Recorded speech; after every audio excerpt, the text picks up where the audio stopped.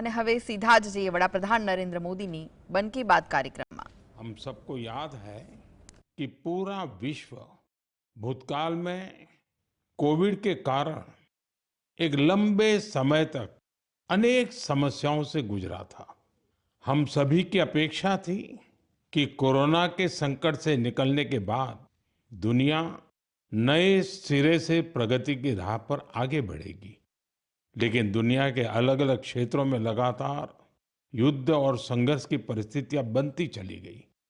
वर्तमान में हमारे पड़ोस में एक माह से भीषण युद्ध चल रहा है।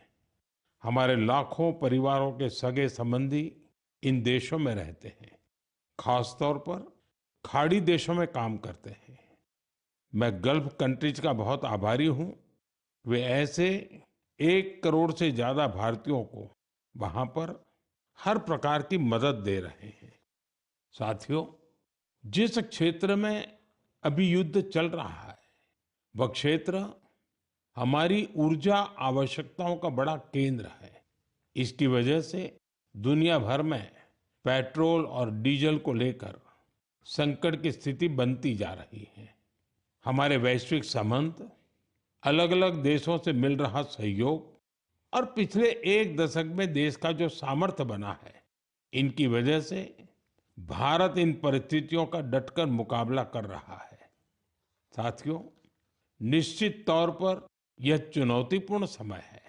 मैं आज मन की बात के माध्यम से सभी देशवासियों से फिर यह आग्रह करूंगा कि हमें एकजुट होकर इस चुनौती से बाहर निकलना है।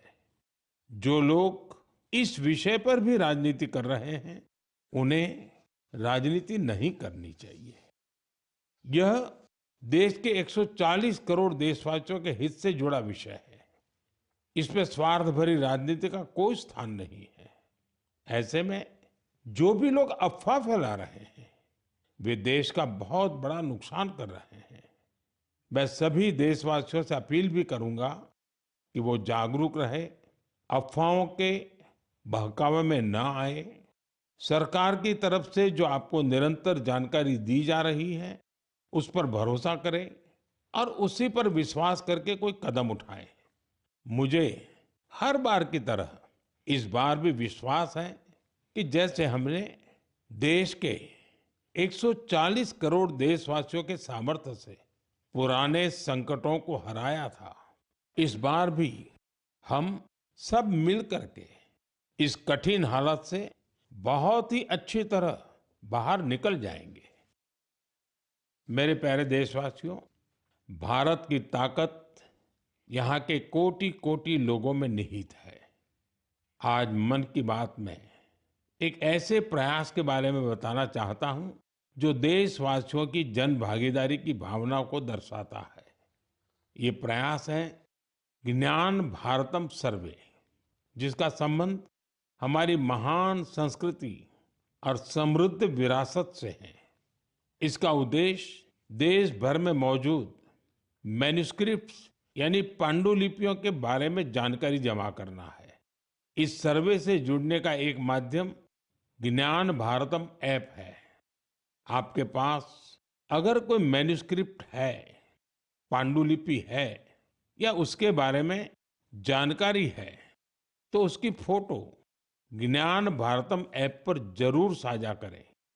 हर एंट्री से जुड़ी जानकारी को दर्ज करने से पहले उसकी पुष्टि भी की जा रही है।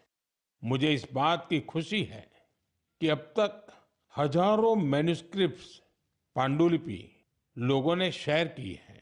उदाहरण के तौर पर अरुणाचल प्रदेश के नामसाई के चा नंती सिंह लोआंग जी ने ताई लिपि में पांडुलिपियां साझा की है। अमृतसर के भाई अमित सिंह राणा ने गुरुमुखी लिपि में पांडुलिपि शेयर की है। यह हमारी महान सिख परंपरा और पंजाबी भाषा से जुड़ी लिपि है। कुछ संस्थाओं ने पाम लीफ यानी ताड़ के पत्तों पर लिखी मैन्युस्क्रिप्ट दी है। राजस्थान के अभय जैन ग्रंथालय ने कॉपर प्लेट्स पर लिखी बहुत पुरानी पांडुलिपियां शेयर की हैं। वहीं लद्दाख की हेमिस मोनेस्ट्री ने तिब्बती में बहुमूल्य पांडुलिपियों के बारे में जानकारी दी है। यहाँ पर मैंने कुछ ही उदाहरण दिए हैं। यह सर्वे जून के मध्य तक जारी रहने वाला है। आप सभी से मेरा आग्रह है कि अपनी संस्कृति से जुड़े पहलुओं को सामने लाएं और शेयर करें। मेरे प्यारे देशवासियों, भारत दुनिया का सबसे युवा देश है। देश के युवा की ताकत जब राष्ट्र निर्माण में जुड़ती है तो बहुत बड़ी मदद मिलती है। राष्ट्र निर्माण के इस दायित्व को निभाने में बड़ी भूमिका निभा रहा है मेरा युवा भारत यानी माय भारत संगठन। ये संगठन देश के युवाओं को अलग अलग पॉजिटिव गतिविधियों से जोड़ रहा है। हाल ही में माय भारत द्वारा बजट फेस्ट का आयोजन किया गया। इसका मकसद था देश भर के युवाओं को बजट प्रक्रिया और नीति निर्माण से जोड़ना। इससे जुड़ी क्विज में देश भर से करीब 12 लाख युवाओं ने हिस्सा लिया। क्विज के बाद करीब 1,60,000 प्रतिभागियों को निबंध प्रतियोगिता के लिए चुना गया। मुझे इनमें से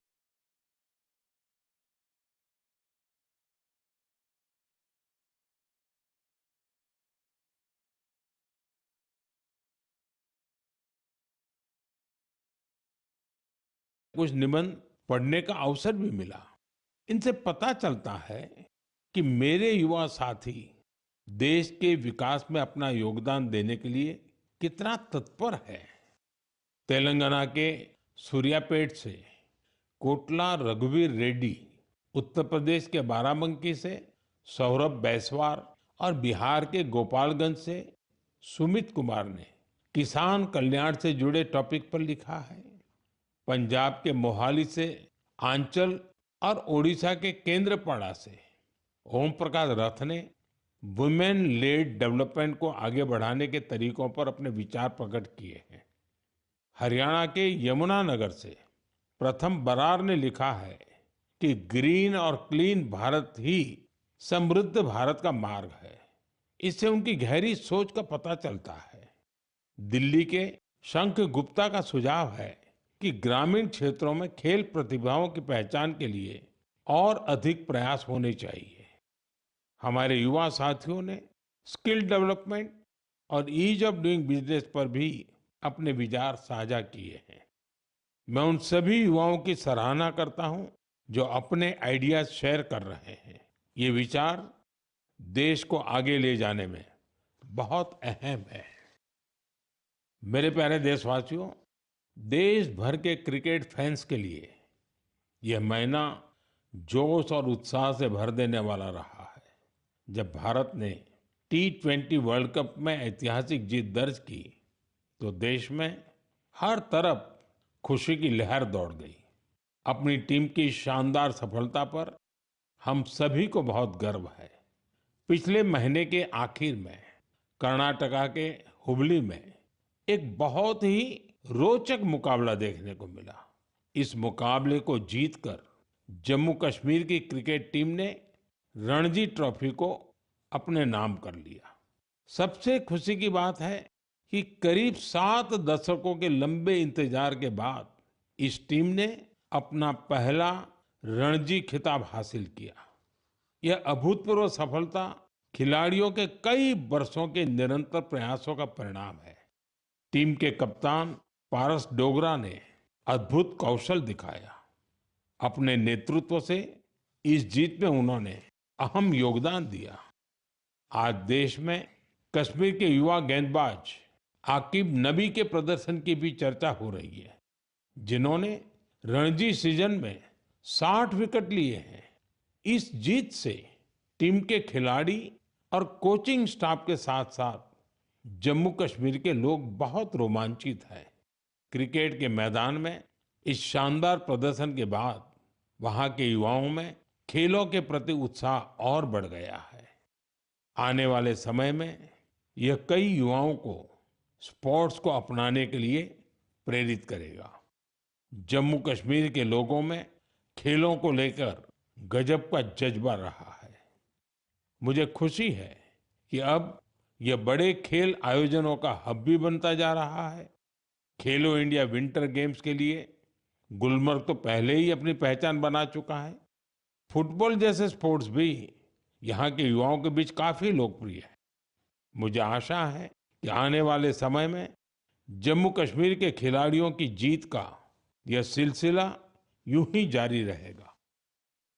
मेरे प्यारे देशवासियों, मैं अक्सर कहता हूं, जो खेलेगा वो खिलेगा। मुझे ये देखकर अच्छा लगा कि हमारे देश के युवा अब उन खेलों को भी खूब अपना रहे हैं जो पहले उतने लोकप्रिय नहीं थे। उत्तर प्रदेश के प्रतिभाशाली एथलीट गुलवीर सिंह ने ऐसे ही एक खेल में कमाल कर दिखाया है। उन्होंने कुछ ही हफ्ते पहले न्यूयॉर्क सिटी हाफ मैराथन में तीसरा स्थान हासिल कर इतिहास रच डाला। वे 1 घंटे से कम समय में हाफ मैराथन पूरा करने वाले पहले भारतीय एथलीट बने। स्क्वॉश खिलाड़ी बेटी अनाहत सिंह ने स्क्वॉश ऑन फायर ओपन का बड़ा अंतर्राष्ट्रीय खिताब अपने नाम किया। सिर्फ 17 साल की उम्र में उन्होंने ये सफलता हासिल की। इसके साथ ही वे पीएसए वर्ल्ड रैंकिंग में टॉप 20 में जगह बनाने वाली सबसे कम उम्र की एशियाई महिला खिलाड़ी बन गई है। मुझे अस्मिता एथलेटिक्स लीग की जानकारी भी मिली है। इसमें 8 मार्च को महिला दिवस के अवसर पर कई स्पोर्टिंग इवेंट्स का शानदार आयोजन किया गया। लीग में करीब 2 लाख बेटियों ने भागीदारी की। ये देखकर अच्छा लगता है कि भारत की नारी शक्ति देश में हो रहे इस स्पोर्टिंग ट्रांसफॉर्मेशन में अहम भूमिका निभा रही है। साथियों, मेरा हमेशा से यह आग्रह रहा है कि आप सभी अपनी फिटनेस पर जरूर ध्यान दें। अंतर्राष्ट्रीय योग दिवस में अब 100 दिनों से भी कम समय बचा है। पूरी दुनिया में योग के प्रति आकर्षण भी लगातार बढ़ रहा है। अफ्रीका के जिबूती में अलमिस जी अपने अरविंद योग सेंटर के जरिए योग को बढ़ावा दे रहे हैं। वे यहाँ की कई और जगहों पर भी लोगों को योग सिखाते हैं। आप में से कई लोगों ने इंस्टाग्राम कंटेंट क्रिएटर युवराज दुआ की पोस्ट पर मेरे से रिप्लाई को लेकर कमेंट्स किए हैं। उन्होंने मुझसे आग्रह किया था कि मैं उनके पिता से कहूं कि वे शुगर इंटेक कम करें। मुझे खुशी है कि मेरे अनुरोध का उनके पिता पर सकारात्मक प्रभाव पड़ा है। मैं आप सभी से आग्रह करूंगा कि आप भी शुगर इंटेक को कम करें और जैसा मैंने पहले भी कहा है, हमें खाने के तेल में 10% की कटौती भी करनी है। इन छोटे छोटे प्रयासों से आप मोटापे और लाइफस्टाइल से जुड़ी बीमारियों से दूर रहेंगे। मेरे प्यारे देशवासियों, एक पुरानी कहावत है, करत करत अभ्यास के जड़ मत होत सुजान। यानी जब हम निरंतर अभ्यास करते हैं तो उतनी ही ज्यादा बुद्धिमत्ता हासिल करते जाते हैं। लोग भी सबसे बेहतर तब सीखते हैं जब उनकी सक्रिय भागीदारी होती है। मुझे बेंगलुरु में शिक्षा से जुड़े एक यूनिक प्रयास के बारे में जानकारी मिली है। यहाँ एक टीम प्रयोग इंस्टीट्यूट ऑफ एजुकेशन रिसर्च चला रही है। इस टीम का रिसर्च प्रोजेक्ट पर विशेष फोकस है। यह टीम स्कूल लेवल पर साइंस एजुकेशन को लोकप्रिय बनाने में जुटी है। उन्होंने अन्वेषण नाम का एक प्रयोग किया है। इसके जरिए 9वीं से 12वीं क्लास तक के स्टूडेंट्स को केमिस्ट्री, अर्थ साइंसेस और वेलनेस जैसे क्षेत्रों में इनोवेशन करने का मौका मिलता है। इससे स्टूडेंट्स को रिसर्च का बहुत अच्छा अनुभव हासिल होता है। साथ ही अपने प्रोजेक्ट्स को पब्लिश करने का प्लेटफॉर्म भी मिलता है। साथियों, परीक्षा पे चर्चा के दौरान कुछ स्टूडेंट्स ने मुझे बताया था कि वे साइंस पढ़ना तो चाहते हैं, लेकिन उन्हें इससे डर भी लगता है। इस दिशा में प्रयोग की टीम का प्रयास बहुत ही सराहनीय है। यह पहल स्टूडेंट्स को साइंस के साथ जुड़ने और प्रैक्टिकली कुछ करके दिखाने का मौका देती है। जब हम किसी चीज को खुद करके देखते हैं तो जिज्ञासा और रुचि पैदा होती है। कौन जानता है कि मेरे युवा साथियों में ही कोई आने वाले समय का बेहतरीन साइंटिस्ट हो। साथियों, शिक्षा के माध्यम से अतीत को संरक्षित करने और भविष्य को तैयार करने का एक प्रयास नागा समुदाय भी कर रहा है। इस समुदाय के लोग अपनी आदिवासी परंपराओं का बहुत सम्मान करते हैं। वो इस पर गर्व तो करते ही हैं, साथ ही अपनी अप्रोच को आधुनिक भी रखते हैं। नागा ट्राइब्स में मोरुंग लर्निंग की एक पारंपरिक व्यवस्था थी। इसमें बुजुर्ग लोग अपने अनुभवों से युवाओं को पारंपरिक ज्ञान, इतिहास और लाइफ स्किल्स के बारे में बताते थे। समय के साथ यह सिस्टम अब मोरुंग कॉन्सेप्ट ऑफ एजुकेशन में बदल गया है। इसके माध्यम से बच्चों में गणित और विज्ञान जैसे विषयों में रुचि पैदा की जाती है। इसमें समुदाय के बुजुर्ग उन्हें कहानियां, लोकगीत और पारंपरिक खेलों के साथ लाइफ स्किल्स सिखाते हैं। इस तरह हमारा नागालैंड अपनी सांस्कृतिक विरासत को सुरक्षित रखते हुए बच्चों की शिक्षा को आगे ले जा रहा है। आपको भी अपने क्षेत्र में ऐसे प्रयासों के बारे में पता चले तो मुझे जरूर शेयर कीजिएगा। मेरे प्यारे देशवासियों, देश के कई हिस्सों में गर्मियों की शुरुआत हो चुकी है। यानी ये समय जल संरक्षण के अपने संकल्प को फिर से दोहराने का है। पिछले 11 वर्षों में जल संचय अभियान ने लोगों को बहुत जागरूक बनाया है। इस अभियान के तहत देश भर में करीब 50 lakh artificial water harvesting structure बनाए गए हैं। मुझे ये देखकर अच्छा लगता है कि अब जल संकट से निपटने के लिए गांव-गांव में सामुदायिक स्तर पर प्रयास होने लगे हैं। कहीं पुराने तालाबों की सफाई हो रही है, कहीं बरसात के जल को सहेजने के लिए प्रयास किया जा रहा है। अमृत सरोवर अभियान के तहत भी देश भर में करीब 70,000 अमृत सरोवर बनाए गए हैं। बारिश का मौसम आने से पहले इन सरोवरों की साफ सफाई भी शुरू हो गई है। आज मैं आपसे कुछ प्रेरक उदाहरण भी साझा करना चाहता हूँ। ये उदाहरण बताते हैं कि जन भागीदारी से जल संरक्षण का काम कितना व्यापक हो जाता है। साथियों, त्रिपुरा की जम्पुई पहाड़ियों में बसा वागमुन गांव 3000 फीट की ऊंचाई पर बसा है। ये गांव पानी के गंभीर संकट का सामना कर रहा था। गर्मियों के दिनों में गांव के लोग पानी के लिए लंबी दूरी तय करते थे। आखिरकार गांव के लोगों ने बारिश की हर बूंद को सहेजने का निर्णय किया। आज वांगमुन गांव के लगभग हर घर में rooftop rain water harvesting system स्थापित हो गया है। जो गांव कभी पानी की कमी से जूझ रहा था, वो जल संरक्षण की एक प्रेरक मिसाल बन गया है। साथियों, इसी तरह छत्तीसगढ़ के कोरिया जिले में भी एक अनोखी पहल देखने को मिली। यहाँ के किसानों ने एक सरल लेकिन प्रभावशाली आइडिया पर काम किया। यहाँ के किसानों ने अपने खेतों में छोटे छोटे रिचार्ज तालाब और सोख्ता गड्ढे बनाए, जिससे बारिश का पानी खेतों में ही रुकने लगा और धीरे धीरे वह जमीन के अंदर जाने लगा।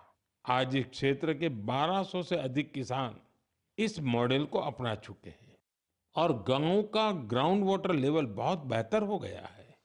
इसी तरह तेलंगाना के मंचेरियाल जिले के मुदिगुंटा गांव में भी लोगों ने मिलकर पानी की समस्या दूर की है।